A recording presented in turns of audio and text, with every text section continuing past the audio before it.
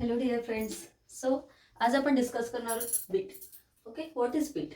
तर beat is the one example of superposition of two waves. दोन waves जर superimpose झाल्या, ओके, त्याच्यानंतर त्याच्यापासून फॉर्मेशन होतं, बीटचं फॉर्मेशन होऊ शकतं. ओके, सो आपण बीटचं फॉर्मेशन कधी होईल तर त्याच्यासाठी काही कंडिशन्स आहेत. येस. सो जर या दोन वेव्स आपण कन्सिडर केल्या, two waves having same amplitude. Okay, we are consider this as a a. Same amplitude असेल दोन वेव्हची आणि but different frequencies, different, not large difference नसेल त्याच्यामध्ये, एकदम slightly difference. Okay, slightly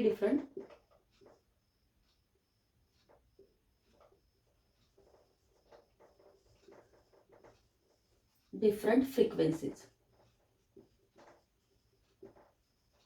okay, so amplitude same आहे म्हणजे मॅक्सिमम त्याची डिस्प्लेसमेंट सेम असणार आहे, बट फ्रिक्वेन्सी वेगळी असणार आहे किंवा त्याची वेव्हलेंथ वेगळी, स्लाइटली डिफरंट असणार आहे.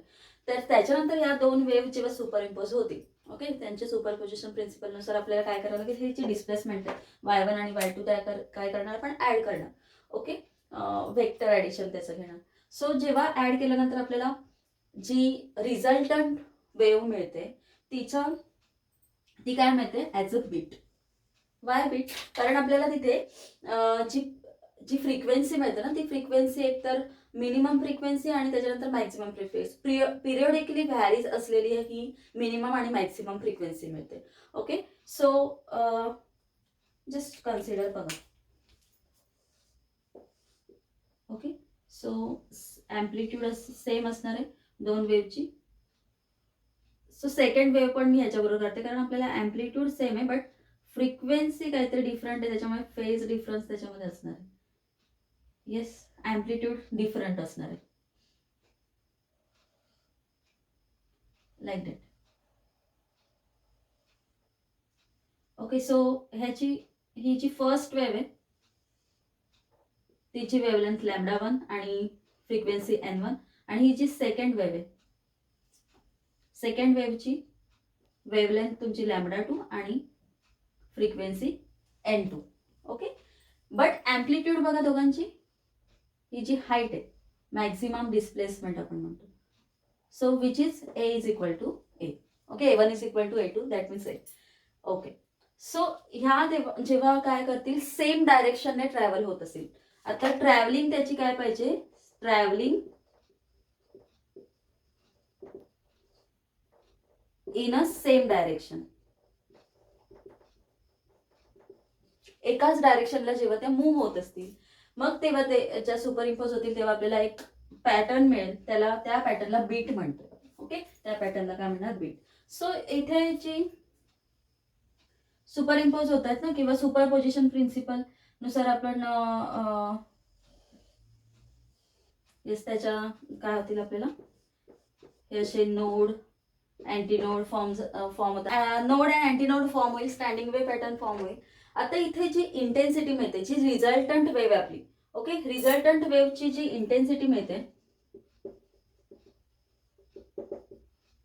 Intensity is vary periodically. Okay, so आपल्याला जी इंटेन्सिटी रिझल्टंट, ही जी रिझल्टंट वेव्ह तिची इंटेन्सिटी मिळणार आहे. सो एका आपल्याला माहिती आहे intensity is depend on the amplitude. Okay, ॲम्प्लिट्यूडचा स्क्वेअर जर केला तर त्याला डायरेक्टली प्रोपोर्शनल आपली काय इंटेन्सिटी आहे, राईट. सो जिथे ॲम्प्लिट्यूड जास्त असेल तिथे काय असेल, मॅक्झिमम इंटेन्सिटी.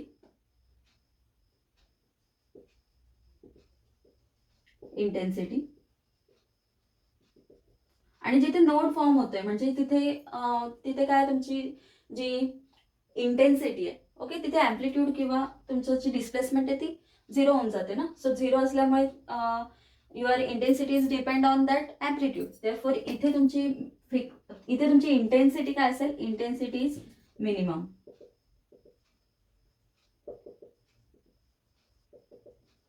येस, म्हणजे जिथे मॅक्झिमम इंटेन्सिटी असेल तिथे तुम्हाला तिथे तुम्हाला ह्याला म्हणतोय आपण वॅक्सिंग,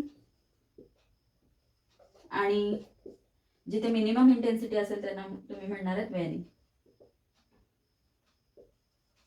ओके. मॅक्झिमम इंटेन्सिटी आणि मिनिमम इंटेन्सिटी पिरियॉडिकली व्हॅरी होते with respect to time. Okay.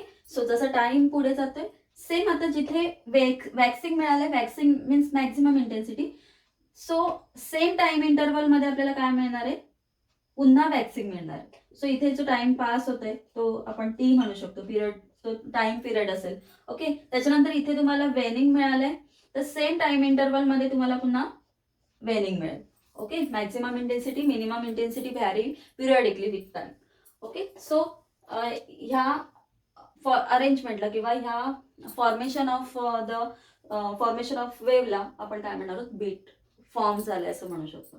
Okay. So काय काय तिथे तुम्हाला कंडिशन्स आहेत, हॅव्हिंग सेम ॲम्प्लिट्यूड सेम पाहिजे बट स्लाइटली डिफरंट फ्रिक्वेन्सीज असतील. जेव्हा सुपर इम्पोजिशन होईल दोन वेव्सचं, तेव्हा काय मिळेल आपल्याला, हां, थर्ड कंडिशन आहे ट्रॅव्हलिंग इन अ सेम डायरेक्शनने तर ट्रॅव्हल व्हायला पाहिजे. तेव्हा आपल्याला असा पॅटर्न मिळेल की जिथे मिनिमम इंटेन्सिटी आणि maximum intensity vary with periodically with time. Okay. So त्या अरेंजमेंटला तुम्ही काय म्हणणार किंवा त्या वेव्हला तुम्ही बीट फॉर्म झाले तसं म्हणू शकतो. Okay. And Wien intensity is maximum त्याला आपण वॅक्सिंग म्हणू शकतो आणि इंटेन्सिटी मिनिमम असेल तेव्हा आपण वेनिंग म्हणणार आहोत. येस. आता आपण कन्सिडर करूया की ह्या दोन वेव्स सुरुवातीला आहेत, y1 is equal to a sine 2π n1 frequency आहे. Okay. x minus x upon y λ1 म्हणजे ही त्याची वेव्हलेंथ आहे. आणि सेकंड वेव्ह जी y2 a sine 2π n2t plus x upon y2. Okay. So ह्या दोन त्याच्या इनिशियल डिस्प्लेसमेंट आहेत. देन यांच्या दोघांची डिस्प्लेसमेंट म्हणजे सुपरइम्पोज झाल्यानंतर त्याची जी डिस्प्लेसमेंट किती मिळेल आपल्याला, त्याच्यानंतर ॲम्प्लिट्यूड आपल्याला फाइंड करावी लागेल किती मिळेल, आणि देन रिझल्टंट फ्रिक्वेन्सी फाइंड करावी लागेल. तेव्हाच आपण त्याची म्हणजे न्यूमरिकली फाइंड करू शकू किंवा त्याची ॲम्प्लिट्यूड किती असेल सुपरइम्पोज झाल्यानंतर किंवा फ्रिक्वेन्सी किती असेल. ओके. फॉर दॅट या दोन वेव्ज आपण कन्सिडर करूया. सो अजून ह्याच्यामध्ये सिम्प्लिसिटीसाठी हा जो एक्स आहे, so x is equal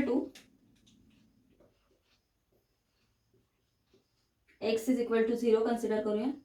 okay. Y zero for simplicity, म्हणजे जो ऑब्झर्वर आहे या दोन वेव्हला ऑब्झर्व करतोय. ओके. सो तो रेफरन्स पॉईंट म्हणूया, तो x is equal to zero वर घेतोय. ओके. बाकी काहीच नाही. So at x is equal to zero y1 काय मिळेल, y1 is equal to a sine 2π, ही टर्म सेकंड वाली झिरो होऊन जाईल, 2π n1 into t. Then y2 is equal to a sine 2π n2 initial displacement of the waves. तर आपल्याला superimpose झाल्यानंतर resultant displacement काय मिळेल, by principle of superposition. Superimpose झाल्यानंतर by superposition principal.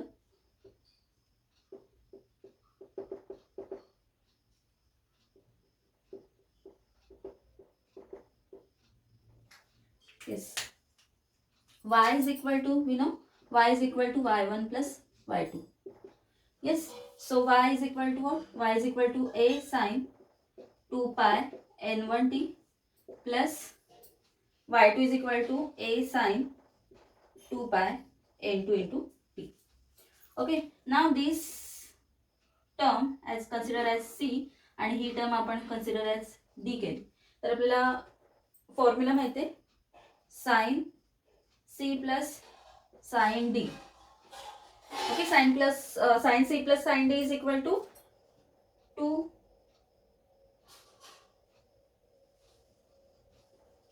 c plus d upon 2.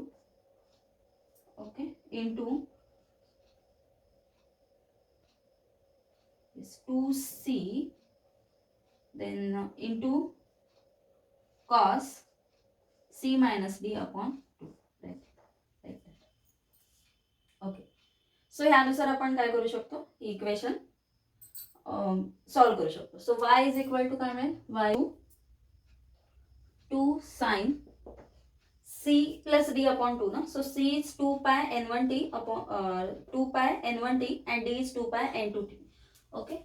2π n1t plus 2π n2t upon this 2. Okay. And into cos 2 पाय n1t minus 2 pi n2t upon 2. Yes. So y is equal to, आता 2 पाय t common करू शकतो. So काय येणार, 2 sign 2 pi n1 plus n2 okay upon 2 and this t common आपण घेतोय तो इथे लिहूया. देन अगेन कॉस 2 पाय कॉमन दोघांमधला, 2 पाय कॉमन आणि हा t आणि t पण कॉमन करू शकतो. So n1 minus n2 upon 2 and हा t. ओके. सो आपल्याला वेव्ह इक्वेशन माहिती आहे, y is equal to a sine omega t, आपण म्हणजे साईनच्या फॉर्ममध्ये. सो ही जी कॉसची टर्म आहे ती थोडी आपण रिअरेंज करून घ्या, ती सुरुवातीला घेऊया आणि साइन टर्म नंतर घेऊया. So y is equal to काय येणार, 2 cos 2 pi n1 minus n2 upon 2 into t. Okay upon 2 into t. Then into this sine sine 2 pi n1 plus n2 upon 2 to t. Okay, so now this term, आता ही sine term आली. Sine term आता हा मधला pattern 2 pi into n. आपल्याला माहिती आहे omega is equal to 2 pi into n. Okay. So ही जी टर्म आहे ना n1, ही वाली n1 plus n2 upon 2 is equal to n आपण कन्सिडर करू शकतो. आणि ही जी टर्म आहे फर्स्ट वाली ती इक्वल टू अँप्लिट्यूड कन्सिडर करू शकतो. हे जर पुट केलं आपण 2 पाय cos 2 pi n1 minus n2 upon 2 into t is your amplitude a. So कशी वेव्ह मिळते आपल्याला बघा equation, y is equal to या फर्स्ट टर्मच्या जागी a. ओके. आणि ही सेकंड टर्म साइन 2 पाय, okay sign 2 pi n1 plus n2 upon 2 is equal to n into this t. Okay. So ही आपल्याला मिळेल resultant displacement y. Okay. Superimpose झाल्यानंतर जी रिझल्टंट डिस्प्लेसमेंट मिळते by principle of superposition which is equal to y is equal to a sine 2 pi n into T. और 2 pi n is equal to आपल्याला माहिती आहे 2 pi n is equal to omega, तिथे आपण put करू शकतो. But आपल्याला frequency find करायची म्हणून आपण ही इक्वेशन सध्या तरी तशीच ठेवून घेऊ.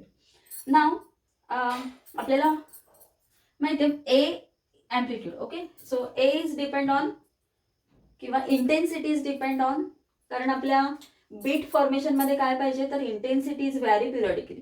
सो इंटेन्सिटी आपल्याला इथे कन्सिडर करायची की इंटेन्सिटी पिरियडिकली कशी व्हॅरी होते. Okay. So we know the intensity I is directly proportional to a square, something like that. Okay. And your a amplitude, yes, amplitude is maximum कधी असते जेव्हा plus और मायनस डिस्प्लेसमेंट जी आहे ना amplitude plus और minus a. आपली जी initial amplitude किती आहे a ना. सो प्लसला किंवा मायनसला जर तुमची प्लस और मायनस ऍक्च्युली 2 आहे राईट ना. वेव्ह बघा आपण कन्सिडर करतो सुपर इम्पोज झाल्यानंतर ही अशी वेव्ह मिळते आपल्याला. सो ही जी आपली ए असते ना मॅक्झिमम डिस्प्लेसमेंट किंवा इथे आपल्याला अँटीनोड फॉर्म होतोय. सो इथे ही वरची ए आणि या वेव्हचा ए. ओके. इनिशियल ए स्मॉल ए आणि जो खाली आपण स्टँडिंग वेव्ह पॅटर्न फॉर्म झाले त्याच्यामुळे ही पण ए असेल. सो ही कम्प्लीट अँप्लिट्यूड किती असते 2 इंटू ए. ओके. प्लस और minus 2 into A. Yes. So remember that. So म्हणून आपण a is equal to plus और मायनस 2 ए किंवा ही जी अँप्लिट्यूड आहे ती मिनिमम कधी असते जेव्हा इथे अँटी नोड फॉर्म होतोय. सो त्यावेळेला ए इज इक्वल टू किती असेल 0 असेल. ओके. सो ह्या दोन कंडिशन यूज करून आपण इंटेन्सिटी किती असेल म्हणजे जेव्हा अँटी नोड फॉर्म होते आणि नोड फॉर्म होते ओके ते फाइंड आउट करू शकतो. अँड देन आपल्याला इंटेन्सिटी पिरियडिकली व्हॅरी कशी होते म्हणजे आपल्याला टाइम पिरियड पण फाइंड आउट करायला लागेल. सो टाइम पिरियड फाइंड केला तर इंटेन्सिटी कशी व्हॅरी होते with respect to this time हे आपल्याला मिळेल. ओके, सो त्यासाठी आपण सुरुवातीला ह्या 2 कंडिशन यूज करू आणि त्याच्यानुसार इंटेन्सिटी फाइंड करूया. ओके,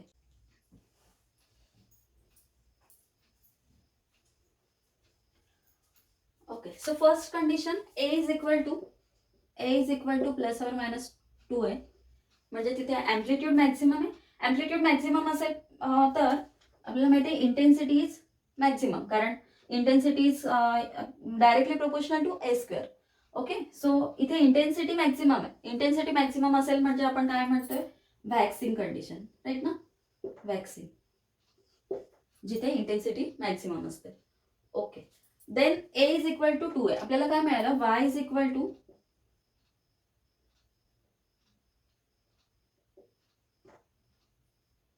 येस ए ची व्हॅल्यू काय मिळालेली इथे आपण जस्ट फाइंड केलेलं. A is equal to, yes आपण इथे लिहिलं, A is equal to 2 cos 2 pi n1 minus n2 upon 2, right ना, n1 minus n2 upon 2 into t is equal to plus और minus 2a. Okay, so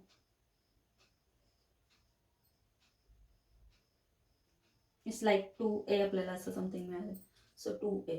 okay, so a is equal to A, yes एच्या जागी आपण काय केलं, 2a put केलं. Okay, एच्या जागी 2a पुट केलं. सो हे 2a आणि 2a कॅन्सल आउट होतील. आपल्याला काय मिळेल, cos 2 pi n1 minus n2 upon 2 into t is equal to plus और मायनस 1.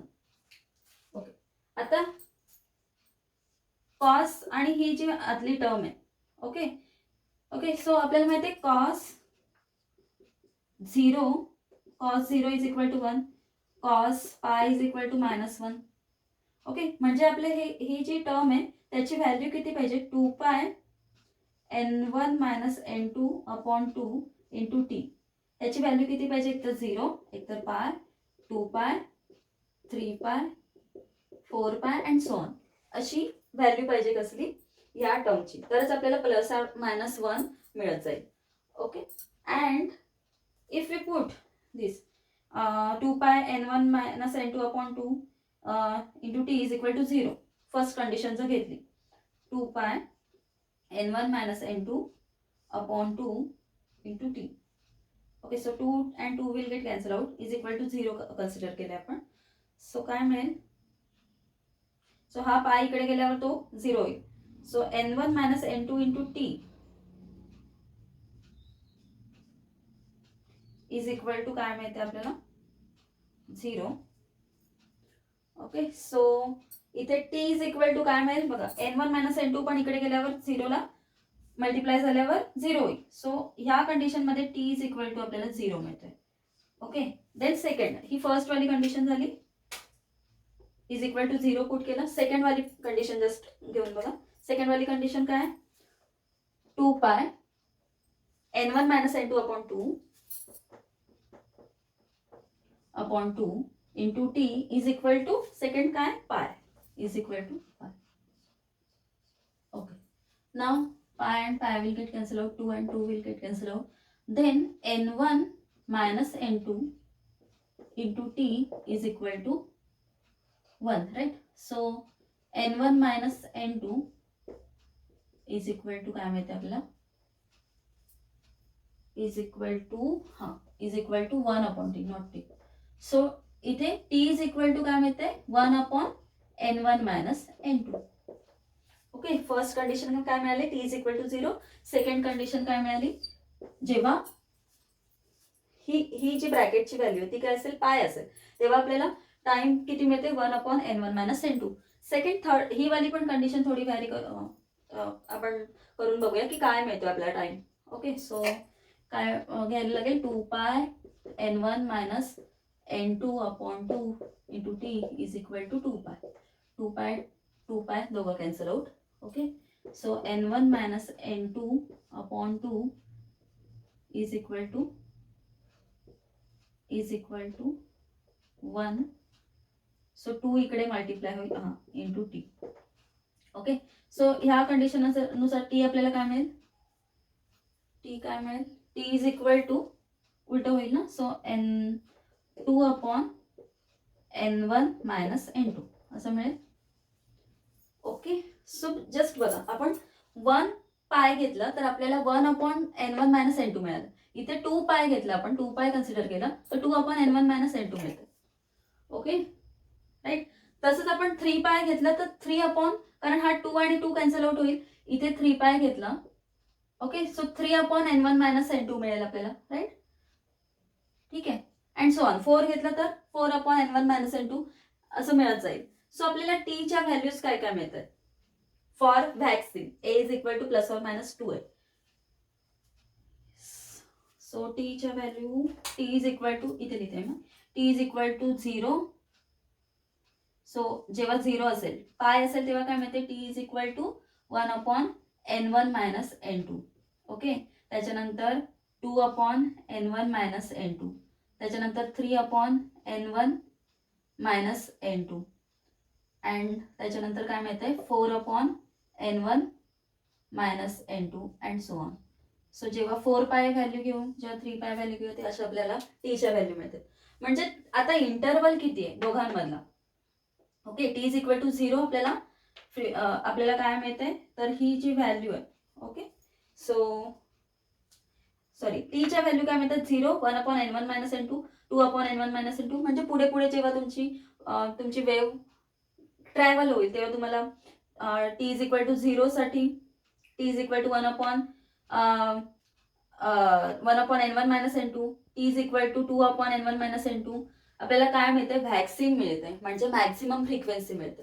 राईट. म्हणजे टाइम इंटरवल ऍक्च्युली किती आहे बघा, 2 upon N1 minus N2, 1 upon N1 minus N2 minus 1 upon N1 minus N2. किती मिळतं time interval, 2 upon N1 minus N2 minus 1 upon N1 minus N2. So किती मिळेल, 2 upon 2 minus 1 ना. So 1 upon N1 minus N2. Right. So t is equal to 1 upon N1 minus N2. प्रत्येक time interval किती आहे, t is equal to 1 upon N1 minus N2. या time interval नंतर आपल्याला काय मिळते, एक व्हॅक्सिन मिळते, म्हणजे मॅक्सिमम इंटेन्सिटी मिळते. ओके. म्हणजेच हा काय असेल, time period is equal to t. Right. Is equal to t, time period of that waxing. Maximum frequency मिळण्यासाठी आपल्याला टाइम पिरियड किती पाहिजे, 1 upon N1 minus N2. Okay. For beat. त्याच्यानंतर मिनिमम जर इंटेन्सिटीचं घेतलं, ए इज इक्वल टू 0 घेतलं, same आपल्याला करायचंय. ए इज इक्वल टू 0 घेतल्यानंतर पण time period 1 upon N1 minus N2 मिळते. म्हणजे तुमची जी मिनिमम इंटेन्सिटी आहे ती पण बरोबर ह्या टाइम पिरियडनुसारच व्हॅरी होते. ओके. म्हणजेच आपण म्हणू शकतो की इथे काय होते, intensity is vary periodically with respect to time. Okay. Just आपण ए इज इक्वल टू 0 पण पुट करून बघूया, आपल्याला सेम टाइम इंटरवल मिळतोय की ते चेक करूया. Right.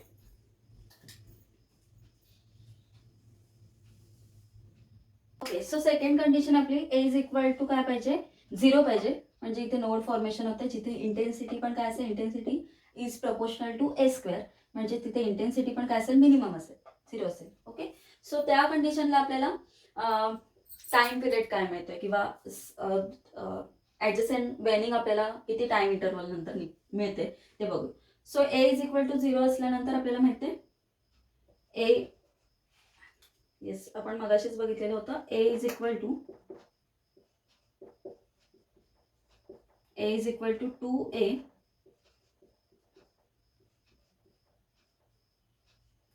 2a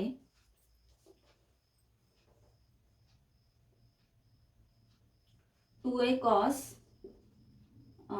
into 2 pi N1 minus N2 upon 2t. Okay.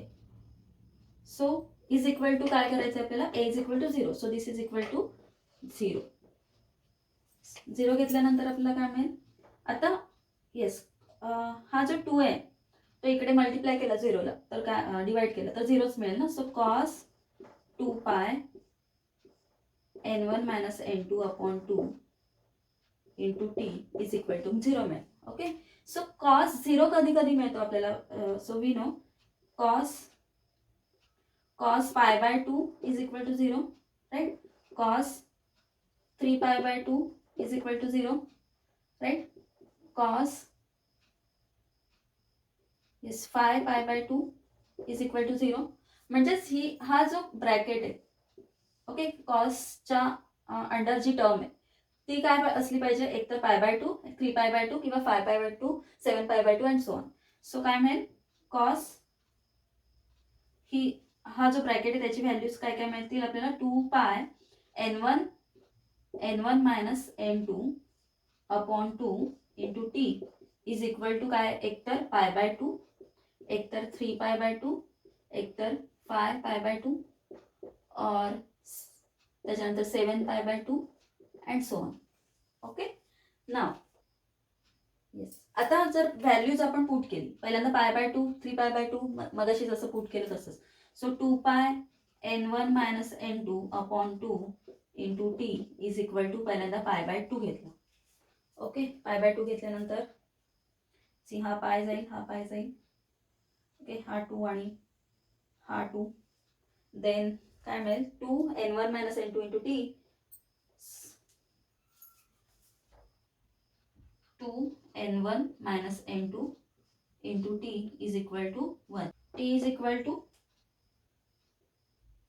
दिस 2 n1 1 अपॉन, ओके, ही टर्म इकडे डिवाइड होईल, 2 n1 मायनस n2. ओके, हा टी मिळाला आपल्याला. For this term is equal to pi by 2. Then second वाली condition घेतली. Okay, ही term काय करायची आपल्याला, 3 पाय बाय 2 जर यूज केली, 2 pi n1 minus n2 upon 2 into t is equal to 3 pi by 2. Yes, आता काय मिळेल, हा 2 कॅन्सल आउट होईल.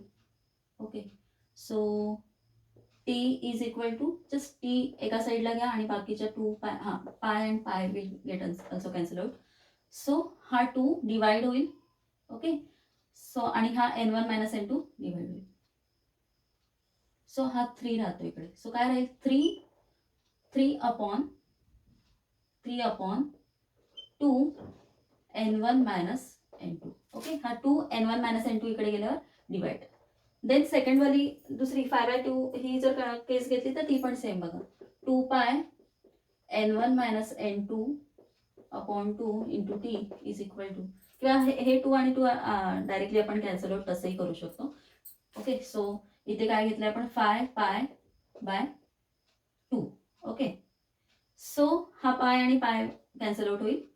So t is equal to काय मिळेल इथे, टी इज इक्वल टू 5 इथे आहे, 2 पण आहे, and this n1 minus n2 काय होईल, multiply n1 minus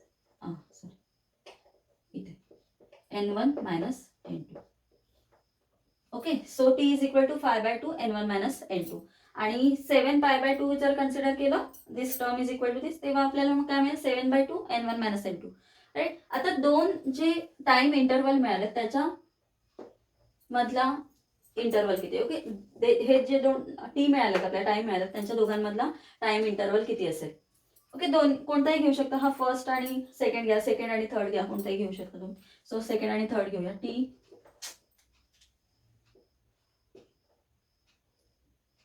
time period आपल्याकडे ना, so t is equal to 5 by 2 n1 minus n2 minus this t upon 3 upon 2 n1 minus n2.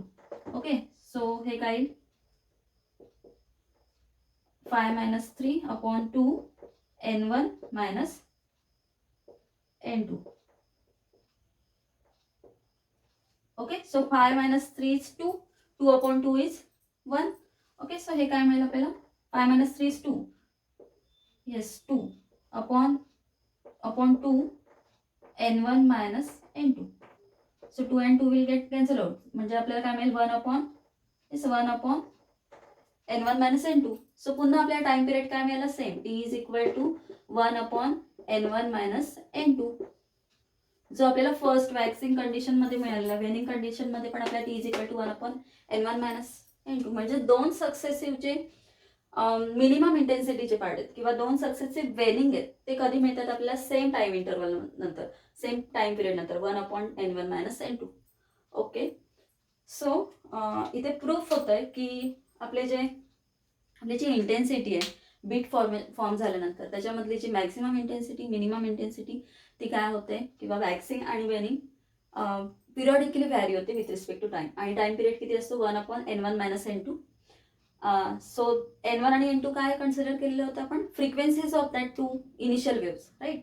So initial फ्रिक्वेन्सीवर depend आहे तुमचा टाइम पिरियड. ओके त्याच्यासाठी जो initial amplitude होती ती तर काय होती सेम होती दोघांसाठी. So this is the beat formation. आता कुठे कुठे हे बीट यूज केले जातात त्याचे ॲप्लिकेशन्स काय काय. ओके सो जस्ट एक नोट डाऊन करून घ्या.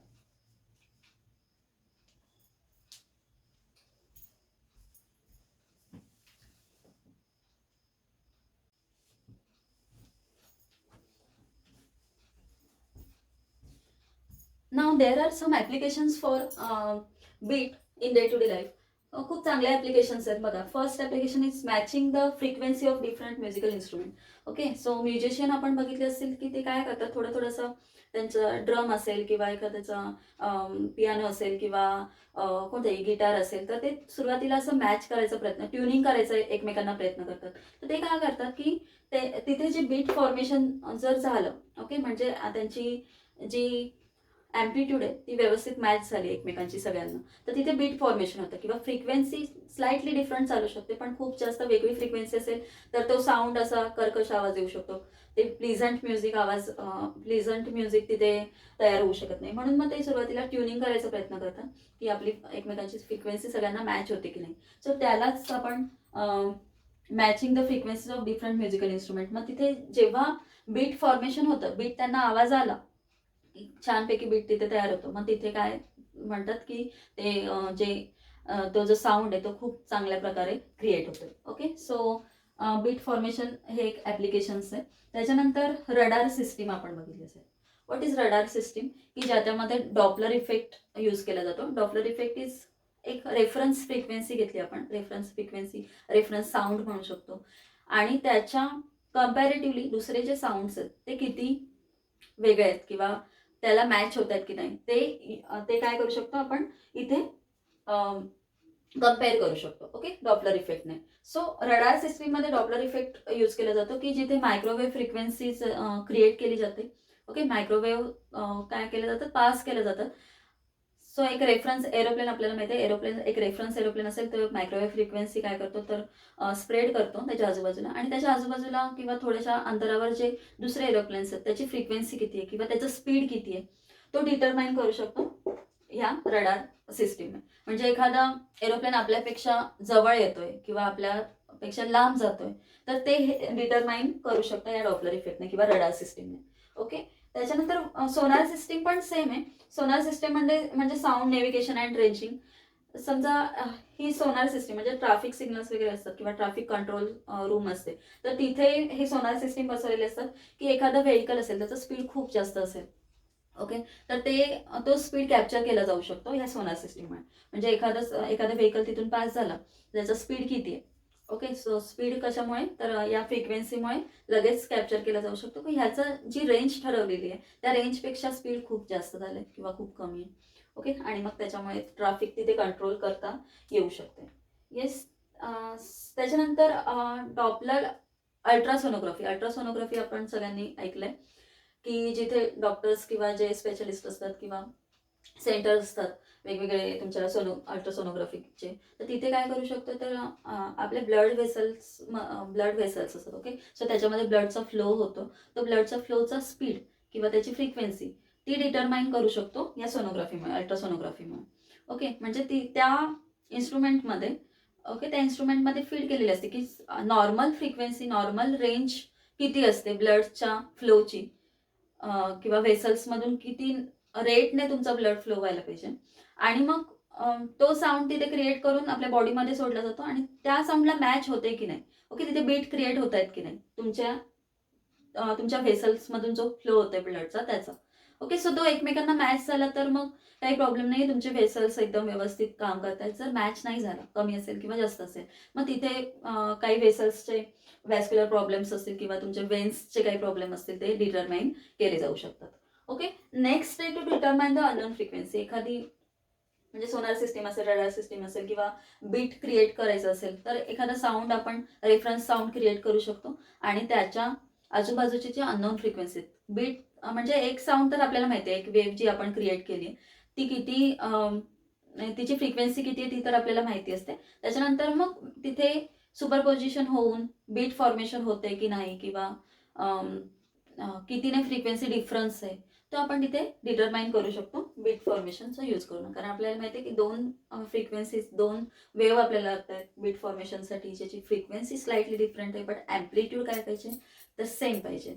ओके, देन त्या एकाच वेने मूव्ह झाल्या पाहिजेत. येस, सो एका वेने मूव्ह होत असतील तर तिथे बीट फॉर्मेशन होऊ शकतं.